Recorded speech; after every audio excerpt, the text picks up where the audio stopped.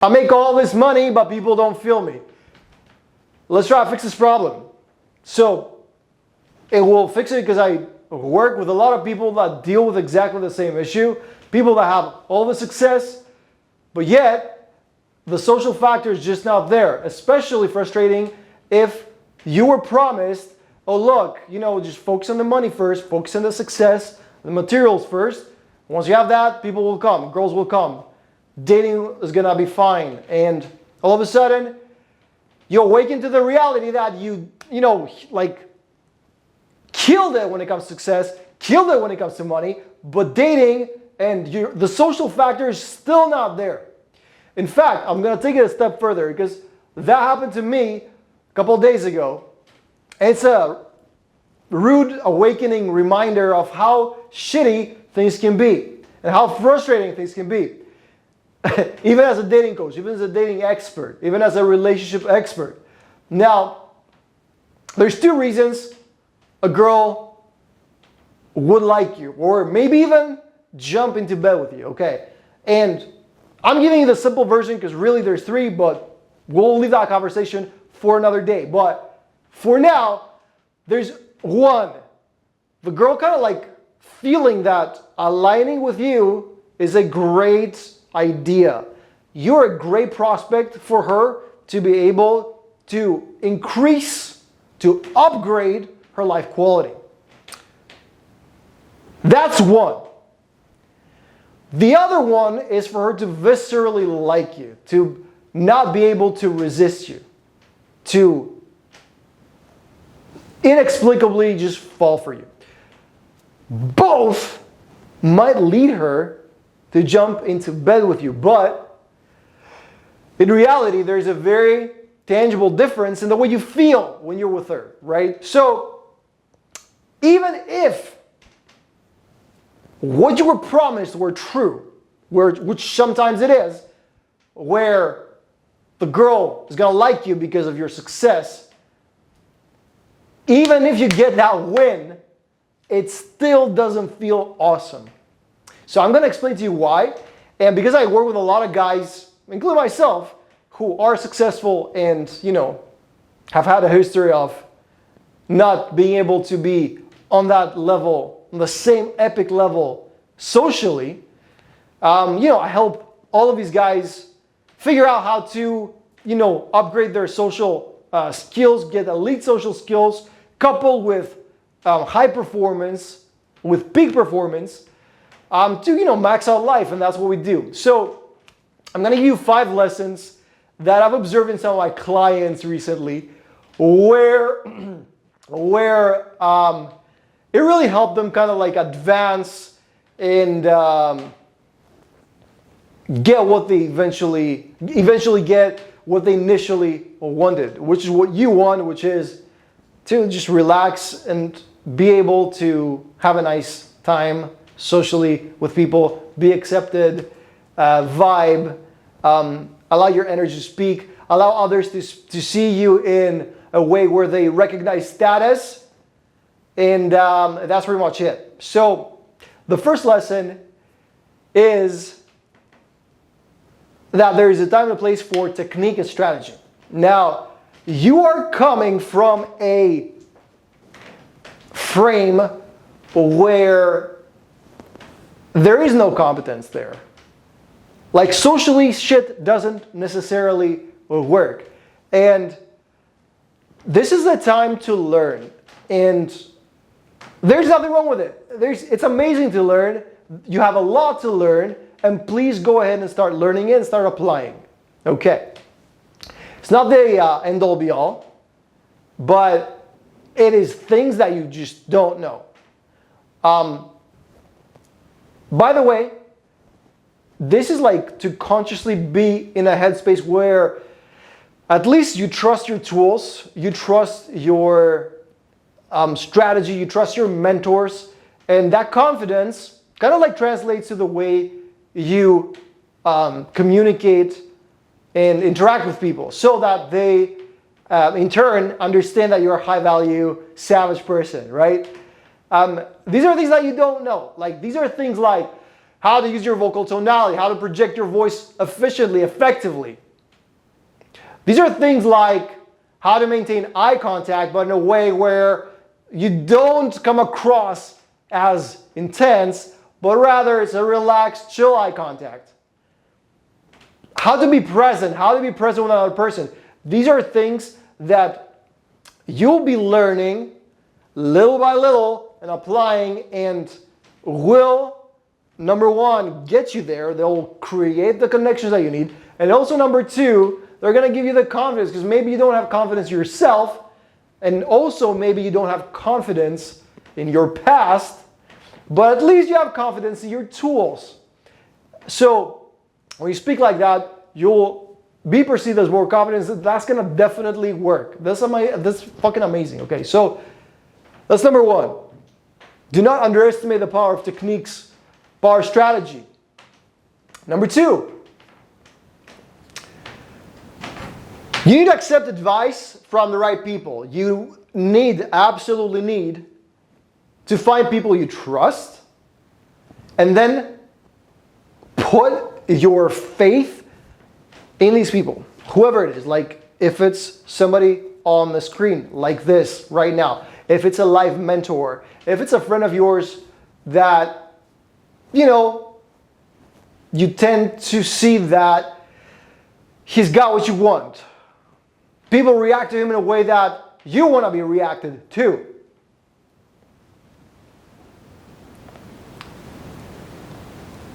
However, I caution you to make sure that you stick with a minimal amount of input. So find the people you trust, stick with that input for a little bit, and don't confuse yourself with multiple inputs. So I have a client, for example, where he's very diligent, he's progressing very fast, but he also goes out and socializes with people who are decent at what they do, decent at socializing, decent at creating relationships, but not in a way where they can coach it. Maybe they are unconsciously competent of something they're doing well, but because they're unconsciously competent, it's not something that they can conceptualize and then translate into a teaching. Now, if you have contrasting ideas like that and you are still in the dark, it's very hard to learn and to progress. So find one trusted source and then keep going with this source. Like, make sure that you believe them, you trust them, you surrender to that source. That's major. So the people that I see progressing well and fast are always the people that are able to surrender. Which, by the way, if you're a successful guy, this is the last thing that you're competent at. The last thing that you're very well versed at, surrendering. It's something that we don't necessarily we're not trained in, and we don't necessarily want. We don't want to surrender. So it's a little counterintuitive, but if you trust the source, surrender to the source, make sure that even if they say something that sounds absurd to you, you still trust it and go for it. And you don't jumble it up with other sources, and you will see that eventually what will happen is you'll do the right thing. You'll take the right steps, and that you will progress. If the source knows what they're talking about, if it's a good mentor, you're all but guaranteed to progress. Okay, now, number 3. Keeping the parts of you that are awesome. This whole thing is an endeavor, it's a journey, it's an experiment in malleable identity. It's an experiment in creating a new identity for yourself. Now, that's very obvious. You need to create an identity for yourself. You need to become somebody else. The results that you're currently getting are there because they are caused by your identity. Let's make a little detour. I'll explain exactly what I mean. The results that we're getting are caused by our unconscious, by our subconscious, whatever you want to call it. Now the issue is this. If you see yourself as a person who is dialed and has got a six-pack, you don't necessarily need to think of what to do on a 24-hour basis. Your unconscious is going to take care of it, and you'll end up being the one with a six-pack. Why am I saying this? Because whoever we are currently drives our results. Whatever we consciously understand and try to kind of like fix, it's not as powerful as like how we see ourselves. And that's why we also always revert back to old selves. Even if we're trying to make a change, oftentimes it's very hard because we need, like, unconsciously we will revert to who we used to be. Now, with that said, you can't panic and try to change the entirety of who you are. Some parts of you are not the parts that are causing the distress, that are causing the dysfunction and the frustration, that are the ones that are not working. For example, maybe you're agreeable and you need to be a little more disagreeable in order to kind of broadcast high status, broadcast control, broadcast high command, right? However, you can still remain agreeable with your friends. You can still allow yourself to have fun. You can still allow yourself to vibe with people. And this part of you is very important, and it's not something that we're going to discard. So,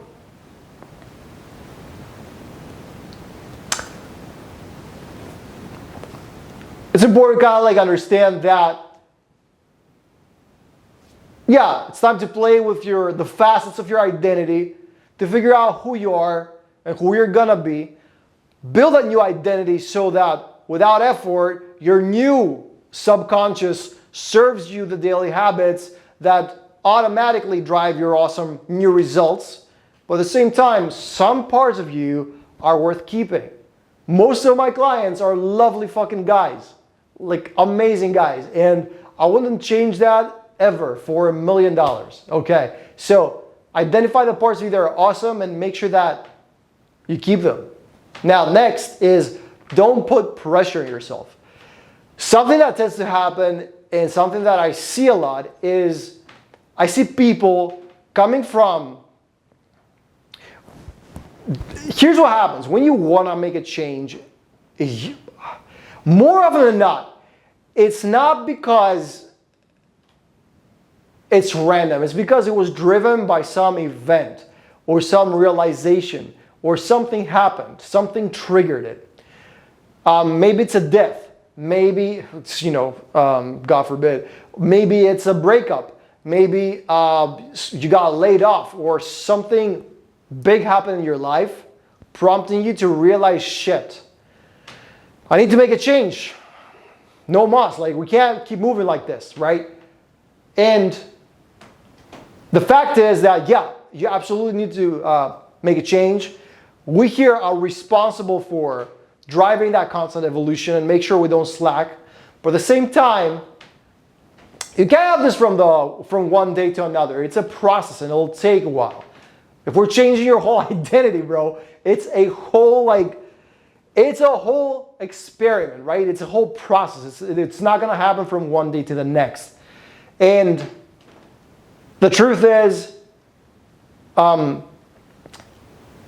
sometimes we forget this and we let this pressure billow up and overshadow everything that we're doing. We stop giving credit to ourselves. We choke. All the bad things that pressure might cause. You don't need to do that. Don't put pressure on yourself. Make sure that you understand that it's inevitable. Now that you started the process, it's inevitable that you will change. So because it's inevitable, given that you still stay diligent, you can relax. You can trust the process, trust your mentors, and keep moving forward. Okay, last but not least, have fun. The entire thing, the reason why we do all this, and this is also an epiphany that I had a long time ago, is that we've been put on this planet to have fun. This is the number one reason of why we're here. Not the number one reason, but it's one of the most important bits of life, to have a good time. Not a good time in, you know, burdening others, like not a good time in a way where at somebody's expense, but you want to have a good time. And this process, bro, it is so much fun if you let it, you know? And I know, like, us analytic guys are like that sometimes. We forget to have fun. So this is the reminder. The fifth and final point is your reminder, and my reminder, because I'm very much like you, to keep having fun, to maintain, to keep being in that zone, to keep staying in the pocket of, like, not taking anything seriously. Nothing is a big deal, and we're all here to, like, just, you know, be on this huge rock in space hurling through, you know, the solar system. So none of this is important. Have a good time at it, and I hope you like this video. I will see you in the next one. So don't forget to subscribe to the channel and hit me up in the description below if you want to work with me. So I'll see you in the next one. Goodbye.